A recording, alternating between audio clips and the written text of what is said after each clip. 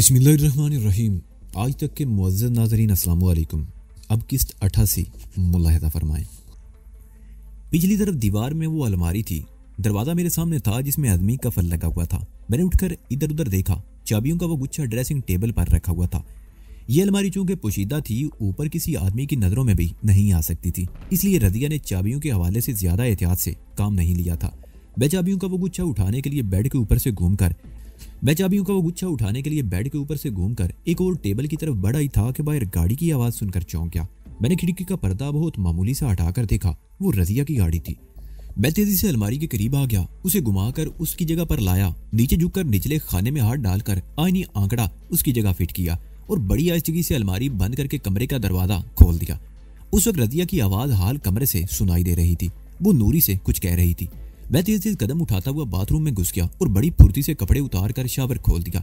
Bathroom का दरवाजा मैंने जानबूझकर 1 इंच के करीब खुला रहने दिया। मैं शावर के नीचे खड़ा किसी कदर ऊंची आवाज में गुनगुनाने लगा और फिर कमरे का दरवाजा खुला।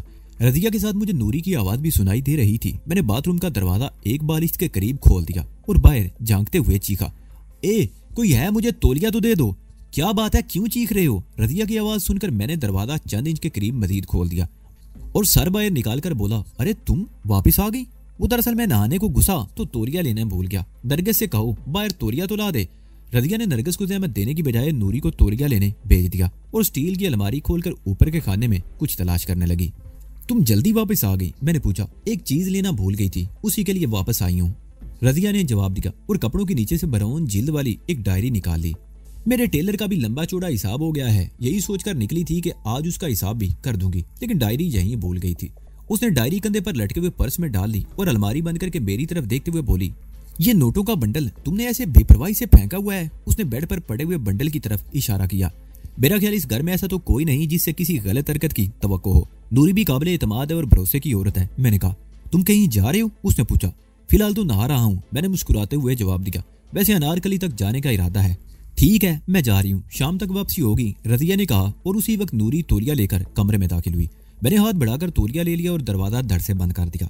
मैंने रज़िया से बेमकसद बातें इसलिए की थी कि वो कमरे में मेरी मौजूदगी से किसी किस्म के शुबे में मुबतला ना हो जाए। वैसे एक अदद तौलिया तो बाथरूम में भी मौजूद था।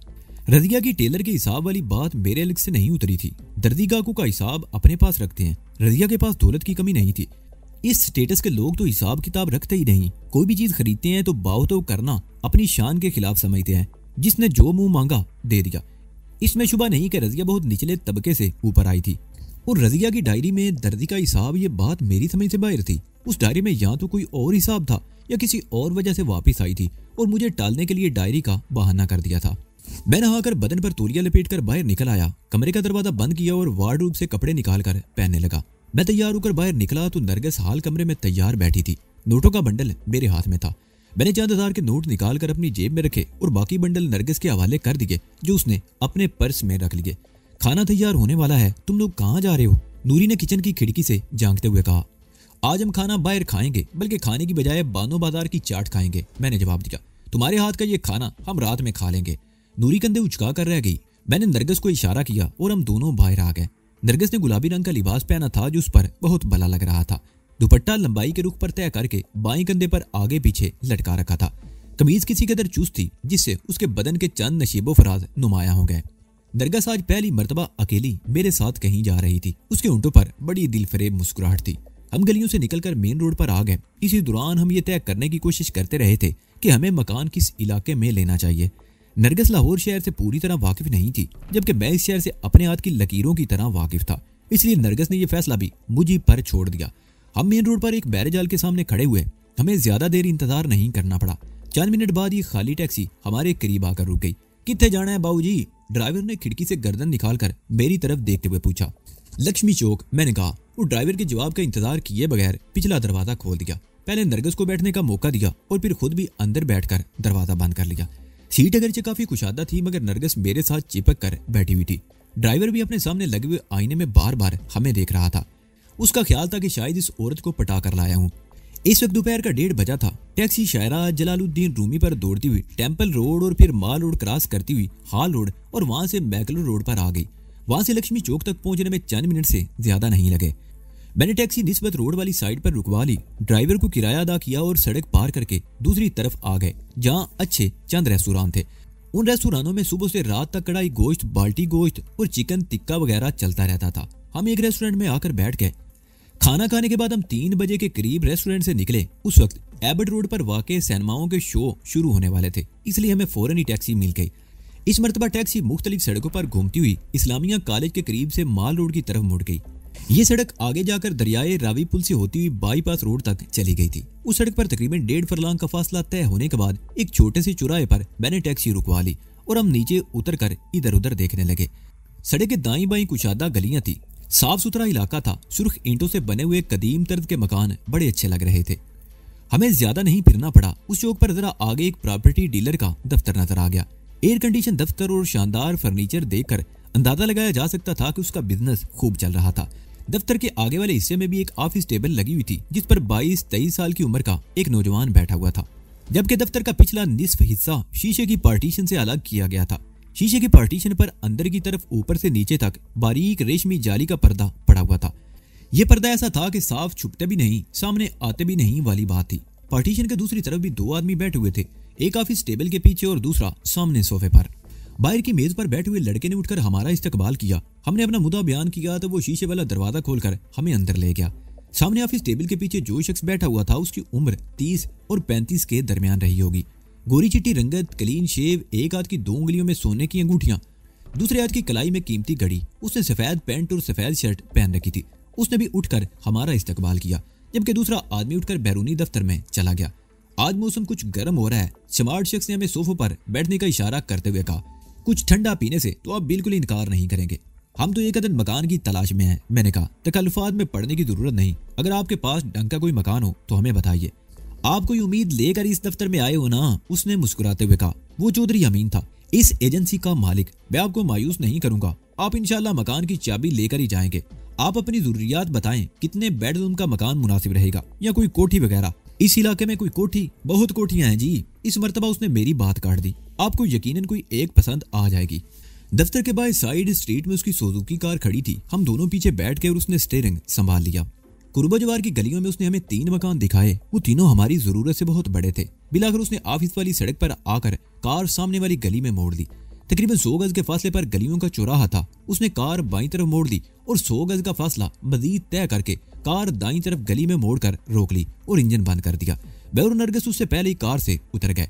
ये गली काफी कुशादा थी। दाईं तरफ कार पर सुर्ख ईंटों की ऊंची 4 दीवारी थी, जिसके अंदर की तरफ जामुन का एक बहुत बड़ा दरख्त भी था। चौधरी अमीन कार से उतरकर उस तरफ इशारा करते हुए बोला, ये कोठी आपकी जरूरत के ऐन मुताबिक है और मुझे यकीन है कि आपको पसंद भी आएगी। उस ऊंची दीवार में लकड़ी का बड़ा गेट था। उसका रंग वगैरह उतर चुका था, लेकिन गेट खासा मजबूत था। चौधरी अमीन ने चाबियों के गुच्छे में से एक चाबी मुंतखब करके जेली दरवाजे का ताला खोला और पहले खुद अंदर दाखिल हुआ, फिर हमें बुला लिया। सुर्ख ईंटों से बना हुआ सेन बहुत वसी था। एक तरफ छोटा सा लान भी था। मुनासिब देखभाल ना होने की वजह से घास सूख रही थी और पूरे सेन में जामुन के खुश पत्ते बिखरे हुए थे। इमारत को देखकर मुझे राजस्थान याद आ गया। पुरानी तर्ज की ये इमारत राजस्थान के तर्ज तामीर से बहुत मिलती जुलती थी। सामने कुशादा पोर्च था, उसके पीछे वसी बरामदा। चौधरी अमीन ने बरामदे वाला दरवाजा खोला और अंदर दाखिल होकर तमाम कमरों की बत्तियां जलाता चला गया। ये कोठी मेरी पसंद के मुताबिक थी। 3 बेडरूम्स और एक वसी लाउंज था। मकान चूंकि कदीम तर्ज का था, इसलिए छतें काफी ऊंची थी। रंगो रोगन शायद अरसे से नहीं किया गया था। ऊपर जाने के लिए अंदर से भी जीना था और बाहर से भी सीढ़ियां थी। ऊपर भी एक कमरा था जिसके एक तरफ बरामदे की छत बतौर टेरेस इस्तेमाल हो रही थी और दूसरी तरफ वसी छत थी। जामुन की कई शाखें उस छत पर झुकी हुई थी। हम पूरा मकान देखते ही एक बार फिर आंगन में निकल आए। एक दरवाजा मरकजी गली की तरफ खुलता था। मैं चौधरी अमीन से कदर दूर हटकर नरगिस से मशवरा करने लगा। उसे भी ये कोठी पसंद आई। इसका किराया 7,000 रुपए और 1 साल का एडवांस। सबसे अच्छी बात यह थी कि इस कोठी में टेलीफोन भी था, जो इस वक्त अगरचे बंद था, मगर 2-3 दिनों में खुलवाया जा सकता था। लगता है कई बरसों से रंग नहीं हुआ। इस सिलसिले में आपका क्या ख्याल है? मैंने चौधरी अमीन की तरफ देखते हुए कहा। यह कोठी दरअसल मियाँ हशमत की मलकियत है, जो तवील अरसे से मफलूज हैं और उनकी बेगम एक प्राइवेट इदारे में मुलाजिम है। बेगम की तनख्वाह के अलावा और कोई जरिया आमदनी नहीं। रंगो रोगन ना होने की वजह से पिछले 6 महीनों से खाली पड़ी है। मैंने कई मरतबा मियाँ साहब से कहा कि एक मरतबा कड़वा घूंट भर लें, लेकिन उनकी आमदनी, रंगो रोगन का खर्चा मैं बर्दाश्त कर लूंगा। मैंने उनकी बात काट दी। लेकिन काम कितने रोज में मुकम्मल हो जाएगा? 1 हफ्ता तो लग जाएगा, चौधरी अमीन ने कहा। आइए दफ्तर में चलकर बात करते हैं। थोड़ी देर बाद हम दफ्तर में बैठे हुए थे। चौधरी अमीन ने एक बार फिर कोल्ड ड्रिंक्स मंगवा लिए और उस कोठी के बारे में तफसीलात तय होने लगी। मैंने 10,000 रुपए बयाना और 10,000 रुपए कोठी के रंगो रोगन के लिए भी दे दिए। आप सुबह ही काम शुरू करवा दें, मैंने कहा। हो सकता है हम काम के दौरान ही यहाँ शिफ्ट हो जाएं, इसलिए सबसे पहले एक बेडरूम मुकम्मल करवा दें, बाकी काम होता रहेगा। ठीक है, चौधरी अमीन ने उठकर मुझसे हाथ मिलाते हुए कहा। आप कल किसी वक्त आ जाइए ताकि एग्रीमेंट पर दस्तखत हो जाएं। ठीक है, हो सकता है हम कल कुछ फर्नीचर भी यहाँ पहुंचा दें, मैंने बयाने की रसीद तय करके जेब में रखते हुए कहा। उस रोज जब हम रजिया की कोठी पर वापस पहुंचे तो शाम के 7 बजे थे। रजिया घर पर मौजूद नहीं थी। नूरी से पूछने पर मालूम हुआ कि वो हमसे पहले गई थी और अभी तक लौट कर नहीं आई थी। ये भी अच्छा ही था कि वो हमसे पहले नहीं आई थी, वरना मुझे और नरगिस को साथ देखकर उसका मूड ऑफ हो जाता। रजिया उस रात 10 बजे के करीब वापस आई। वो बेहद थकी हुई लग रही थी। उसके आने के बाद नरगिस अपने कमरे में चली गई। रजिया की मौजूदगी में वो बहुत कम अपने कमरे से निकलती थी। मैंने रजिया से कुछ पूछने की कोशिश की लेकिन वो टाल गई। अगले रोज सुबह 10 बजे के करीब मैं नरगिस को लेकर निकल गया। रजिया उस वक्त सो रही थी। हम दोनों शहर के एक मसरूफ इलाके में वाक़े फर्नीचर मार्केट पहुंच गए और अपनी जरूरियात के मुताबिक फर्नीचर का इंतखाब करने लगे। दोपहर 3 बजे के करीब हम एक टैक्सी पर सवार एबर्ट रोड की तरफ जा रहे थे। हमारे पीछे वो ट्रक था जिसमें फर्नीचर के अलावा बिस्तर, बर्तन और जरूरत का और सामान भी मौजूद था। सामान खरीदते वक्त नरगिस ने एक एक चीज का ख्याल रखा था। निस्फ दर्जन आदमी कोठी में मौजूद थे। सेन में बिखरे हुए जामन के कुछ पत्ते साफ किए जा चुके थे। 3-4 आदमी दीवारों की रगड़ाई कर रहे थे। 2 आदमी रंग बना रहे थे। एक आदमी कमरों के फर्श पर 6 महीनों की जमा मट्टी धूल साफ कर रहा था। चौधरी अमीन भी वहीं मौजूद था। उसने काम करने वालों की मदद से आधे घंटे में सामान उतरवाकर कोठी के एक एक कमरे में रखवा दिया जहां सबसे बाद में काम होना था। बाज ये चौधरी साहब, मैंने कहा, हम जेलम से आए हुए हैं और अपने एक अजीज के यहाँ क्याम पजीर हैं और आप जानते हैं कि किसी अजीज के यहाँ ज्यादा दिन नहीं डेरा जमाया जा सकता, इसलिए मैं समझ गया। चौधरी अमीन ने मेरी बात काट दी। आप बताइए सबसे पहले कौन सा कमरा तैयार करवाया जाए? आप चाहें तो कल यहाँ शिफ्ट भी हो सकते हैं। मैंने और नरगिस ने एक बार फिर घूम फिर कर पूरी कोठी का जायजा लिया और वो कमरा मुंतखब किया जिसकी एक खिड़की बरामदे की तरफ और दूसरी पहलू वाले सेन की तरफ खुलती थी। उस कमरे से ना सिर्फ सामने वाले मरकजी दरवाजे पर बल्कि साइड वाले दरवाजे पर भी निगाह रखी जा सकती थी। उस रोज भी हम शाम के करीब ही घर वापस पहुंचे। न सिर्फ रजिया बल्कि बूटा भी वहां मौजूद था। उन दोनों ने बड़ी चुभती हुई नजरों से हमारी तरफ देखा। नरगिस तो अपने कमरे में चली गई और मैं वहीं उन दोनों के पास लाउंज में बैठ गया। 10 मिनट बाद बूटा रुखसत हो गया। क्या चक्कर है? रजिया ने मेरे चेहरे पर नजरें जमा दी। आजकल तुम दोनों बहुत सैर सपाटे कर रहे हो। नूरी ने बताया था कि तुम लोग कल भी सारा दिन गायब रहे थे। तुम्ही ने तो कहा था कि जितनी जल्द मुमकिन हो सके नरगिस से पीछा छुड़ा लिया जाए। मैंने मुस्कुराते हुए सरगोशी में जवाब दिया। पीछा छुड़ाने को कहा था, इसे बगल में लेकर सैर सपाटे करने को नहीं। रजिया ने मुझे घूरा। नरगिस का दूर का एक ससुराली अजीज मुगलपुरा में रहता है, मैंने कहा। रायविंड में ये लोग इकट्ठे रहते थे।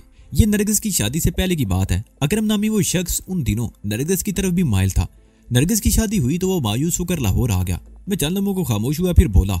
मैंने नरगिस को समझाया था, ये बात उसके ज़हन में बिठा दी थी कि मेरे साथ रहेगी तो खतरात में गिरी रहेगी। ना सिर्फ पकड़े जाने का अंदेशा है बल्कि मेरे दुश्मनों के साथ किसी झड़प में वो मारी भी जा सकती है। मेरी बात उसकी समझ में आ गई। अब हम 2 दिन से मुगलपुरा में अकरम को तलाश कर रहे हैं। अकरम ने अब तक शादी नहीं की। नरगिस को पाकर उसकी बांछें खिल गई। मैंने नरगिस से वादा किया है कि मैं उसे 1 लाख से 1.5 लाख रुपए दे दूंगा। अकरम इस रकम से कुछ छोटा मोटा कारोबार भी शुरू कर सकता है। मैंने उससे यह भी वादा किया है कि कभी कभार मैं उससे मिलता रहूंगा। क्या वाकई तुम उससे मिलोगे? रजिया ने मुझे घूरा। कह देने में क्या अर्ज है, मैं मुस्कुरा दिया। और उसे ये बात भी समझा देना कि यहाँ से जाने के बाद दोबारा इस तरफ आने की कोशिश ना करे। अगर उसने कभी इस कोठी में कदम रखा तो उसे फलक शेर के हवाले कर दूंगी, रजिया ने कहा। मैंने उसे समझा दिया है, वो दोबारा यहाँ नहीं आएगी। वैसे ये कौन दाद शरीफ है? मेरा मतलब है फलक शेर, अपना चौकीदार, रजिया ने मुस्कुराते हुए कहा। वो वैसे ही उसे देखकर ठंडी सांसें भरता रहता है। मेरा इशारा पाकर उसे मगरमच्छ की तरह सालम ही निकल जाएगा। मैंने भी हंसकर उसकी बात टाल दी। रजिया ने नरगिस के हवाले से और कोई बात नहीं की थी और मेरा ख्याल था कि मैंने नरगिस के ससुराली अजीज की तलाश के सिलसिले में जो मनगढ़ंत कहानी सुनाई थी वो उससे मुतमईन थी। जेवरात का क्या हुआ? चंद लम्हे खामोशी के बाद मैंने उसकी तरफ देखते हुए पूछा। उन 2 दिनों के दौरान तुमने ज्वेलर से कोई राब्ता किया या नहीं? अभी नहीं, रजिया ने कहा। उस रोज मैंने अंदाजा लगाया था कि वो इन जेवरात की बहुत कम कीमत लगा रहा है। वो लूट का माल समझता है। लूट का माल ही तो है, मैंने मुस्कुराते हुए कहा। वैसे उन जेवरात की कहानी बहुत दिलचस्प है, सुनोगी तो हैरत होगी। हैरत की बात क्या है? उसने मुझे घूरा। हिंदुस्तान में कोई दौलतमंद औरत तुम्हारे हत्थे चढ़ गई होगी और तुम उसे किसी होटल में छोड़कर भाग गए होगे उसका सब कुछ छीन कर। ऐसी बात नहीं है, मैंने हल्का सा कहका लगाया। ये जेवरात हिंदुस्तान के मंदिरों से लूटे हुए हैं। मंदिरों से? उसने हैरत से मेरी तरफ देखा। मंदिर तो इबादत गाहें हैं, हमारी मस्जिदों की तरह। वहाँ ज्वेलर ने दुकानें तो नहीं सजा रखी होंगी जिन्हें लूट लिया गया हो। हिंदुस्तान के मंदिर सोने की कानें हैं, मैंने जवाब दिया। उन मंदिरों में पूजा के लिए आने वाले लोग नकद रकम के अलावा कीमती चीजें, तलाई, जेवरात और सोने की मूर्तें भेंट करते हैं। उन मंदिरों में पुजारियों को लाखों की आमदनी होती है। मैं चंद लम्हों को खामोश हुआ, फिर बात जारी रखते हुए कहने लगा, हमारे यहाँ तो औकाफ का महकमा है जो दरबारों की देखभाल के अलावा नजरानों और दूसरी आमदनी का हिसाब रखता है। औकाफ की निगरानी के बावजूद लाखों का हेर फेर हो जाता है, मगर हिंदुस्तान में कोई औकाफ नहीं है। मंदिरों में करोड़ों की आमदनी होती है और उन मंदिरों पर कब्जा करने के लिए पंडितों और पुजारियों में मार्का आराई होती रहती है। उन मंदिरों में आदमी इस तरह गायब कर दिए जाते हैं जैसे उनका कभी वजूद ही ना रहा हो। उन मंदिरों के पंडितों ने इतनी दौलत जमा कर रखी है कि जिसका तुम अंदाजा नहीं लगा सकती। मैं एक बार फिर कुछ देर के लिए खामोश हो गया और फिर उसे पंडित बैरू के बारे में बताने लगा। रजिया की आंखें हैरत से फैलती चली गई।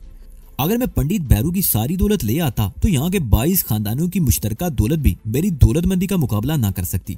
मेरे पास ये चंद चीजें थी जिन्हें मैं किसी न किसी तरह बचा कर ले आया था। मैंने रजिया को बेला के बारे में भी बताया। वो इस तरह मेरी तरफ देख रही थी जैसे मेरी बातों पर यकीन ना रहा हो। फिर तो तुम वाकई दुनिया के सबसे बड़े अहमक आदमी हो, वो मेरे खामोश होने पर बोली। तुम्हें बेला की पेशकश कबूल कर लेनी चाहिए थी। हिंदुस्तान में रहते तो ऐश करते, यहाँ क्या रखा है, पकड़े जाने या किसी भी वक्त मारे जाने का खौफ। मेरे लिए जो कुछ भी है इस मट्टी में है रजिया बीबी, मैंने जवाब दिया। मैं जानता हूँ कि या तो किसी दुश्मन की गोली का निशाना बन जाऊंगा या सरकारी बदमाशों के हाथों पकड़ा जाऊंगा तो फांसी के फंदे पर लटका दिया जाऊंगा, लेकिन मुझे इसका कोई अफसोस नहीं होगा। दफन होने के लिए अपने वतन की मट्टी तो मिलेगी। अजीब मंतिक है तुम्हारी, रजिया बोली। वो कौन सा जुर्म है जो तुमने नहीं किया? तुम्हारे हाथों भी कई कत्ल हो चुके हैं। तुम इस वक्त कानून को सबसे ज्यादा मतलूब हो और तुम इस मट्टी में दफन होने की बातें कर रहे हो। हाँ रजिया बेबी, मैंने गहरा सांस लेते हुए कहा। मट्टी की खुशबू ऐसी होती है जो मशहूर कर देती है। एक अजीब सा शहर है इस मट्टी में। मैंने जराइम का रास्ता अपनाया है तो क्या हुआ, इस मट्टी की मोहब्बत तो मेरे दिल से नहीं निकली। मैं चंद लम्हों को खामोश हुआ, फिर बात जारी रखते हुए कहने लगा, तुम किसी कातिल, स्मगलर, चोर, डाकू या किसी भी जराइम पेशा शख्स का सीना चीर कर देख लो, इन तमाम बुराइयों के बावजूद तुम्हें उसके दिल में इस वतन की मोहब्बत जरूर मिलेगी। दरअसल मट्टी की मोहब्बत है ही ऐसी चीज जो दिल से खुरची नहीं जा सकती। ये सब ढकोसले है, रजिया ने नाक भवों चढ़ाते हुए कहा। तुम कातिलों और स्मगलरों की बात करते हो, मैंने तो किसी ऐसे शख्स के दिल में भी वतन की मोहब्बत नहीं देखी जो वतन की मोहब्बत के बुलंदो बांग दावे करते हैं। लाखों रुपए तनख्वाह और सरकारी मराद पर अय्याशी करने वाले आला सरकारी अफीसर, सियासतदान, ताजर, सनतकार, किस किस के दिल में है मोहब्बत? कहीं भी नहीं। ये लोग दोनों हाथों से इस मुल्क को लूट रहे हैं। ये मुल्क तो बहती गंगा है जिसमें सब भी हाथ धो रहे हैं और तुम इस मट्टी से मोहब्बत की बातें कर रहे हो। हाँ, मैंने मुस्कुराते हुए कहा। हाँ, मैं अकेला नहीं हूँ। मेरी तरह और भी बहुत से ऐसे पागल इस मुल्क में मौजूद हैं जो अपने नाम के साथ जराइम की एक तवील फहरिस्त होने के बावजूद और ये जानते हुए भी कि उन्हें किसी भी वक्त मौत के घाट उतारा जा सकता है, अपने दिल में मट्टी की मोहब्बत से पैदा होने वाली उस कसक को महसूस करते हैं। अच्छा खत्म करो, मेरी समझ में नहीं आती तुम्हारी ये बातें, रजिया ने कहा। मैं तो इतना जानती हूँ कि दिल में वतन की मोहब्बत हो तो कोई चोरी ना करे, डाके ना मारे, कत्ल ना करे और स्मगलिंग ना करे। लेकिन यहाँ वतन की मोहब्बत किस में है? यहाँ तो सब चोर हैं, कोई छोटा चोर, कोई बड़ा चोर। मैं भी चोर और तुम भी चोर। खत्म करो ये बातें। हिंदुस्तान के मंदिरों के बारे में कुछ और बताओ।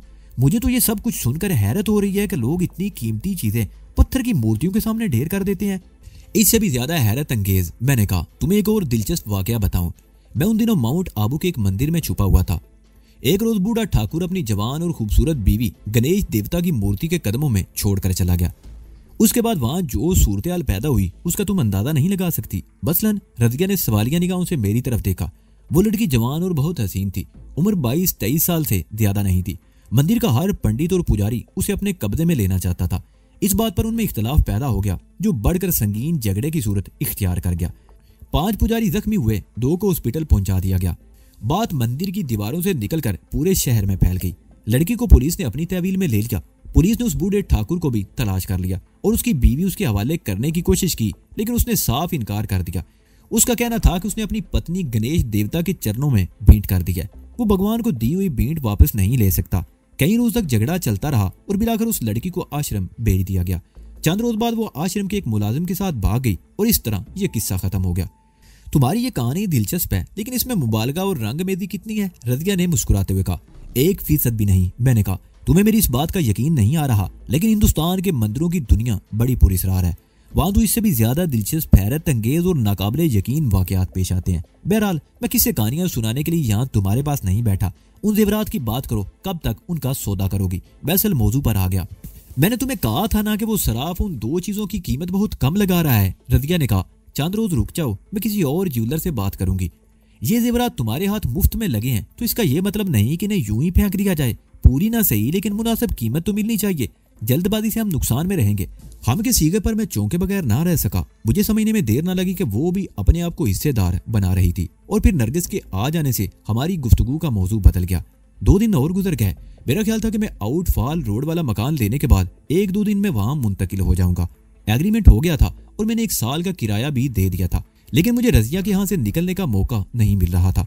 उस रोज के बाद रजिया 1 मिनट को भी घर से बाहर नहीं निकली थी और मैंने जो मंसूबा बना रखा था उस पर अमल करने के लिए जरूरी था कि रजिया कम से कम 2 घंटों के लिए घर से बाहर निकले।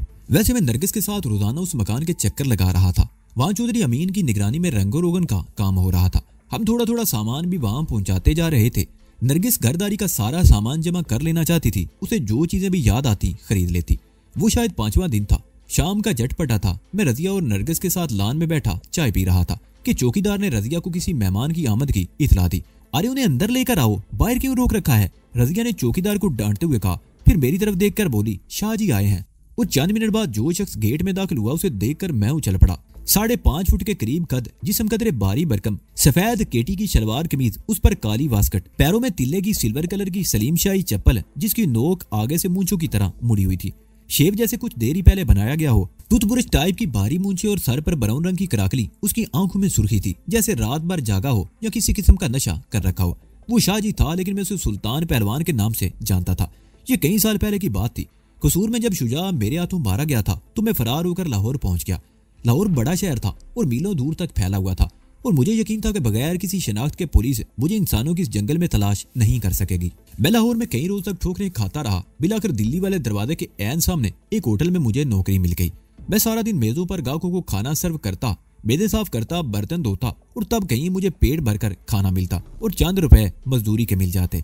मैं कई हफ्ते उस होटल में काम करता रहा और फिर एक रोज ये सनसनीखेज इंकशाफ हुआ कि इस होटल का मालिक हेरोइन का धंधा भी करता था। सुबह से लेकर रात तक यहाँ ऐसे लोग भी आते थे जिनकी सूरत देखकर यही कहा जा सकता था कि वो नशे के आदी हैं।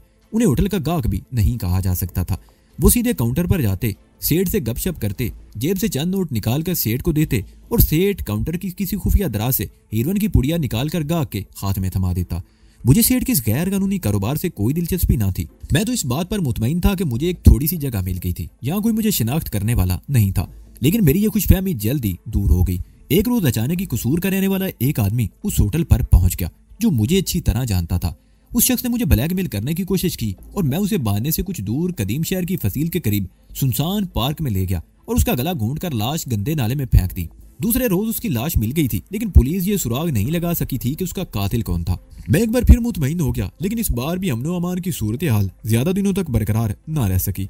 होटल के मालिक के पास कुछ ऐसे लोग भी आया करते थे जो हेरोइन के धंधे में उसके पार्टनर थे और उनमें सुल्तान नामी ये शख्स भी शामिल था। लेकिन उन दिनों इसने ना तो मूंछें रखी हुई थी और ना ही वो ऐसा सेहतमंद हुआ करता था। बहरहाल हम होटल के तमाम मुलाजिम रात को होटल बंद करने के बाद छत पर सोया करते थे। मेरी ड्यूटी रात 11 बजे खत्म हो जाया करती और मैं थकन से चूर छत पर जाकर सो जाया करता। उस रात भी मैं मामूल के मुताबिक अपनी ड्यूटी खत्म करके छत पर जाकर अपनी चारपाई पर सो गया।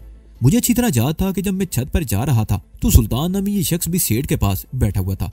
मैं उस वक्त गहरी नींद में था कि शोर की आवाज सुनकर मेरी आंख खुल गई और फिर मुझे फौरन ही गड़बड़ का एहसास हो गया।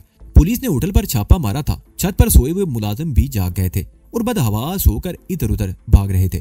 कुछ लोग सीढ़ियों से भागते हुए ऊपर आ रहे थे। ऊपर अंधेरा था। एक आदमी ने एक थैला मेरे हाथ में थमाया। उसके अल्फाज अब भी मुझे याद हैं। उसने कहा था, ये थैला लेकर भाग जाओ यहाँ से, मैं बाद में तुम्हें तलाश कर लूंगा। वो होटल का सेठ था। मैं जानता था कि होटल के बाद मुलाजिम भी हेरोइन के धंधे में मुलव्वस थे। अंधेरा होने की वजह से सेठ ने मुझे पहचाना नहीं था और वो थैला मेरे हाथ में थमा दिया था। मैंने होटल की पिछली तरफ तांगा स्टैंड में छलांग लगा दी और भागता हुआ वहां से दूर निकल गया। उस थैले में तकरीबन 1 किलो हेरोइन और 1 लाख रुपए के करीब नकद रकम थी। ये थैला कब्जे में आने के बाद मेरा दोबारा होटल की तरफ जाने का कोई इरादा नहीं था। मैंने वो रात शाह मीरा के एक दरबार के कंपाउंड में गुजारी। वहां मेरी तरह और भी बहुत से लावारिस लोग पड़े हुए थे। वो जगह मुझे अच्छी लगी। मलंग और मजूब टाइप के और भी बहुत से लोग थे। किसी को मुझ पर शुबा नहीं हो सकता था और ना ही कोई मेरी तलाश में उस तरफ आ सकता था। ये जगह मेरे लिए महफूज थी। यहाँ सोने और खाने का भी कोई मसला नहीं था और सोने के लिए वसी व अरीज कंपाउंड का फर्श था और खाने की परेशानी इस तरह नहीं थी कि यहाँ हर वक्त लंगर बढ़ता रहता था। मुखैर हजरात पकी पकाई देगें खरीद कर गरीबों और मुस्तहिक लोगों में बांटते रहते थे और मुझ जैसे आराम खोर भी ऐश करते थे। मैं कई रोज उस दरबार में रहा। मेरे थैले में अगरचे बड़ी रकम मौजूद थी, लेकिन मैंने वो थैला एक मर्तबा भी खोला नहीं था। अपनी जान से ज्यादा उसकी हिफाजत करता रहा। खाने पीने को मुफ्त मिल जाता था, लोगों से खैरात के पैसे भी मिल जाते थे। एक आदमी ने तो मुझे कपड़ों के एक नया जोड़ा भी दे दिया था। कई रोज बाद जब मुझे इत्मीनान हो गया कि होटल के मालिक की तरफ से मेरी तलाश का हंगामा सर्द पड़ चुका होगा, तो मैं उस दरबार से निकला और सबसे पहले अपना हुलिया बदलकर किराए के एक मकान का बंदोबस्त किया। और फिर वहीं से मेरी जिंदगी का वो दौर शुरू हुआ जो मैं कभी नहीं भुला सकूंगा। थैले से मिलने वाली रकम और 1 किलो हीरोइन ने मुझे शहर का एक बहुत बड़ा मुनशियात फरोश बना दिया। मेरा एक बाकायदा गिरोह था। होटल के मालिक पहलवान को भी पता चल गया कि मैं कौन हूँ। उससे भी मेरी ठन गई और अब में बाकायदा जंग शुरू हो गई। मेरे दुश्मनों की तादाद में बतदरीज इजाफा होता रहा। मेरे हाथों मारे जाने वालों की तादाद भी बढ़ती जा रही थी। पुलिस भी अगरचे मेरे पीछे लगी हुई थी, लेकिन पुलिस के कई आदमी मेरे साथ थे, इसलिए मेरे और पुलिस के दरमियान फासला बरकरार रहा। लेकिन जब एक पुलिस सब इंस्पेक्टर भी मेरे हाथों मारा गया तो पुलिस मेरे गिर्द घेरा तंग करने लगी। इत्तफाक से रजिया से मुलाकात हो गई। इसने अपना कसूर वाला मकान बेच दिया था और लाहौर में सेट होने की कोशिश कर रही थी। मैं कई रोज तक शाम नगर में रजिया के मकान में रोपोश रहा। इसी दौरान मैंने सर के बाल और दाढ़ी भी बढ़ा ली और फिर रजिया ही की आड़ में लाहौर से निकल गया और न जाने कहां की खाक छान कर फिर इन्हीं लोगों के रूबरू था। मेरी जिंदगी के पुराने किरदार आहिस्ता आहिस्ता फिर सामने आना शुरू हो गए थे। पहले रजिया और अब सुल्तान जी से रजिया शाह जी कहती थी। शाह जी गेट में दाखिल होने के बाद नपे तुले कदम उठाता हुआ हमारी तरफ आ रहा था। उसके पैरों में तिल्ले वाली सलीम शाही से चिरर चिरर की आवाज निकल रही थी। मैंने तो उसे देखते ही पहचान लिया था। उसकी सेहत अच्छी होने के अलावा चेहरे पर सिर्फ मूंछों का इजाफा हुआ था, जबकि मेरा उलिया उस जमाने की निस्बतन बहुत बदला हुआ था। जब वो लान में दाखिल हुआ तो रजिया उसके इस्तकबाल के लिए उठकर खड़ी होगी। मुझे भी उठना पड़ा। करीब आकर शाह जी ने पहले रजिया से हाथ मिलाया, फिर मेरी तरफ उलझी हुई नजरों से देखने लगा।